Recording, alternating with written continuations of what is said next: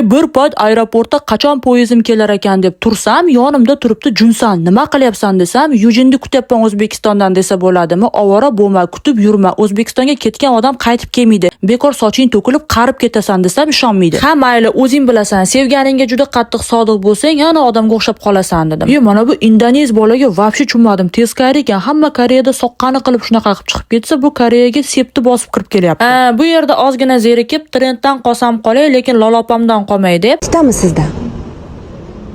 Sizda nechta? Yo'q, opa, nima deyapsiz? Menda 12 ta futbolistlarim hozir chiqib keladi deb kutib tursam, mana chiqib kelishdi paxtakorlar. O'zi aslida 11 ta, bitta qiz zaxirada. Xullas, 12 ta futbolistimizni nima uchun kelganini aniqlaymiz. Qani nimaga keldingiz o'zi Koreyaga siz?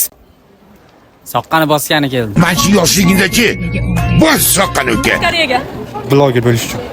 Buning balangi bu. Koreyada o'zi bloger ko'payib ketgan. Siz nima uchun keldingiz? O'qish uchun keldim. Diplom kerak emas hozir. Diplom mutlaqo kerak emas. Koreyaga keldingiz. Jang bobo bilan jumini ko'rgani keldim. O'zi botga kelib katta xato qildimmi deyman desadri.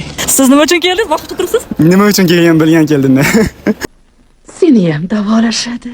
Tangam qo'ldan sho'r o'tishga keldim men. Yaponiyaga ketayotgandim, Koreyaga kelib qoldim. Samolyotdan adashib qoldingiz. Uylangan keldim. Bu joyni kes tashlaymiz. Keldingiz. Ko'kosh bilan aylangani keldi. Koreyaga kelmoqchisiz. Unda